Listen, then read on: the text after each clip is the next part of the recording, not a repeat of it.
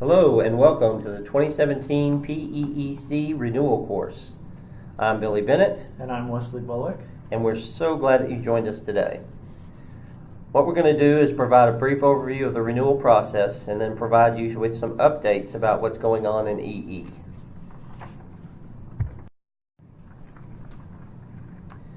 So we'll look at the renewal requirements first. We'll move on to KEEC updates, and then move along to the state and national updates. So for the renewal requirements, there are only two that you actually need to turn into us, a little bit less than in past years. The first is the CE report form, and the second is the check for the $25 renewal course fee. The only other additional requirement is that you listen to this course recording, and the deadline for all those is January 31st. Just for those of you who graduated in 2017, so the 26 of you who completed this last course, you still need to submit the CE report form. The only difference is you don't have to have any continuing education reported on it. The certification course itself counts as your continuing education. The reason we have you submit that report form, though, is that NAAEE requires, as part of our accreditation, that we receive a professional development plan for you for your next year of continuing education. And when you're submitting those things, you can email the completed CE report form to me at the email address on your screen. And if you prefer, you could mail it along with your check to our mailing address there, which we updated last year, but it's still the same Sauer Boulevard address. So that brings us up to 104 certified professional environmental educators, including those 26 graduates from the 2017. And we also have 4 new master environmental educators. So we'd like to congratulate those 4 master environmental educators. It would be Roberta Burns, Karen Maynard, Doug McLaren, and Christian Ryan. Currently, there are 28 master environmental educators in Kentucky. You become a master environmental educator after renewing your certification 6 times. Once you become a master environmental educator, you're still required to renew, and the renewal process is the same as for the other certified professional environmental educators. So renewal is not just keeping up with your certification, but it's also working towards that master's status. And if you do happen to lose your certification or have lost it within the last 3 years, we have a reinstatement course allowing you to get your certification reinstated. The course consists of completing a 20-hour project, which is designed to benefit environmental education in Kentucky, along with completing all of your renewal requirements for that past year. So the 20-hour project has to be approved by KEEC, and it's due at the same time as your renewal requirements. And we actually had 3 people complete the reinstatement course during its pilot phase through January of last year, and I know at least one person is working on it this year. And we wanted to give you some updates about what we're thinking of changing for the next course, which will happen in 2018-19.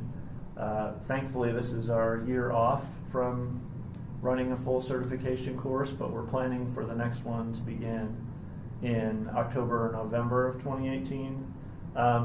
And taking feedback from the course participants last year and the Certification Advisory Committee, one of the main things that we're hoping to change is to have group work on things like your unit of study and other assessments happen each day after dinner, replacing the lectures and classroom work, and we hope that will make the course a little bit less onerous.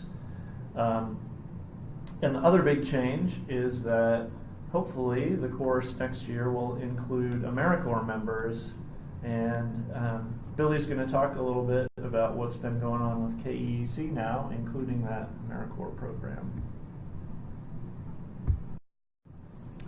Yeah, first off, I'd like to kind of update everybody. We did receive some Environmental Protection Agency funding, so we're able to give out water grants to the Kentucky Green and Healthy Schools program. We have 21 schools that are going to receive $1,000 for water projects, either water quality improvement projects or water conservation projects. And we also would like to welcome our new interim environmental education specialist, Gregory Taylor, and he is going to be coordinating the Green and Healthy Schools program for the next little bit. All right, AmeriCorps. So KEEC received a planning grant to start an AmeriCorps program. We hope to field at least 20 AmeriCorps members to provide environmental education throughout Kentucky, starting September 2018. We're calling this the Environmental Education Leadership Corps, or the EELS, and we'll be looking for some host sites, and potential host sites will need to apply to host an AmeriCorps member through KEEC, and then the details will be sent out as soon as we're able to hire a program director for the AmeriCorps program. Another thing we've been working on is annual report and survey. And I just want to thank those of you who have completed the survey already, some of you twice, because we had an initial version that we then updated in collaboration with KAEE to include information about institutional membership with KAEE. So we put out that new version to about 200 organizations, and we should be putting out a newsletter here in the next week or two, which will have a link to the survey for those of you who haven't completed it yet. And we're going to be using that information to compile an annual report about environmental education in Kentucky. So we hope you all will participate. Another thing that we've been doing in collaboration with KAEE and also KUPE is working on statewide stakeholder meetings for EE. They're going to be used for strategic planning, collaborating among our organizations, and also for the individual organizations' own strategic planning purposes, and finally to help begin the process of updating the master plan for environmental education in Kentucky in 2020. Those stakeholder meetings are on your screen there with the date, time, and location, starting with the first one February 22nd at EKU and continuing at several universities across the state through June.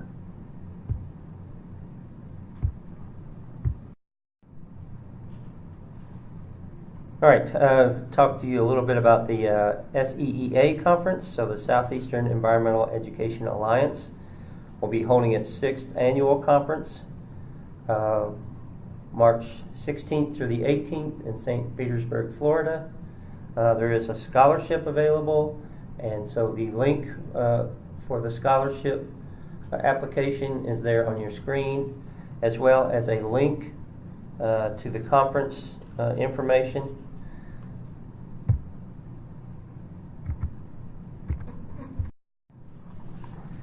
There's also an 18% registration discount for KAEE members. You can email Jenny at kaee.org, and she will make sure that you get the code for that. And the early bird registration is open now until the end of January. We'd also like to congratulate Ashley Hoffman on the birth of Robert Glenn Hoffman, and Brittany Ray on the birth of Gillian June Ray. While they are on maternity leave, Jenny Howard Owen will be KAEE's interim staff person. And KAEE will be holding their own conference later in 2018, September 6th through the 8th in Berea at the Boone Tavern and Hotel. KEEC will be there, and I know many of you will be as well. And at the national level, we've got a few updates from NAAEE. One of the main ones is that as the federal budget is being worked on, NAAEE is trying to encourage the continuation of funding for the Office of Environmental Education within the EPA. That's happened for several years, and as always, is a priority of NAAEE when advocating for funding at the national level. Another big thing they're working on is that it's the 40th anniversary of the Tbilisi Declaration, which I think we all learned about in certification, was one of the main founding documents for environmental education. And they have a website called actnowforee.org where you can comment about the state of environmental education and where you'd like to see it go in the future. And finally, one of our own, Billy Bennett, is working on revision of the Excellence for Environmental Education Guidelines for Learning K through 12, which are being revised with a group led by NAAEE as we speak. So there should be a new version of those guidelines released soon. And as many of you know, NAAEE's conference last year had to be canceled because it was scheduled in Puerto Rico for the week after the hurricane. I think some of you participated in the online virtual conference that they put together in its place, but the next in-person conference will be 2018, October 9th through the 13th in Spokane, Washington. And we did have a submission in response to our request for updates from you all, and it came from Jennifer Hubbard Sanchez at KSU. Their Environmental Education and Research Center, which is located in Henry County, is currently booking 2018 experiences for school groups, after-school programs, environmental educators, and others. They've got a 300-plus acre center located in Pleasureville, Kentucky, and it includes a pond and a creek and walking trails, sites for anthropology, aquatic sciences, forestry, biology, and science education. And they welcome all students. They're ADA compliant and wheelchair accessible. And if you're interested, you can contact Jennifer Hubbard Sanchez at jennifer.sanchez@kysu.edu or 502-682-0245 for more information. And if you didn't catch those, you can contact me and I'll send you her information. Speaking of contact information, please make sure when you turn in your CE report form that all of your information is correct. And if it happens to change sometime before the end of this year, we'd appreciate you just sending us an email to let us know so that we can ensure we get renewal information to you for next year. And also we have a list of all certified professional environmental educators on our website so that folks from around the state can contact you if they have any EE needs. And we want to make sure your information is updated on that list as well. And unlike past years, you will not have to complete a survey for renewal. You can, however, send us fan mail. Our addresses are there on the screen in front of you. So we do invite you, all kidding aside, to anytime that you feel like you have a suggestion for us or some things that you'd like to see happen, please do get in touch with us. We are very happy to try to do everything we can to make environmental education great for everyone.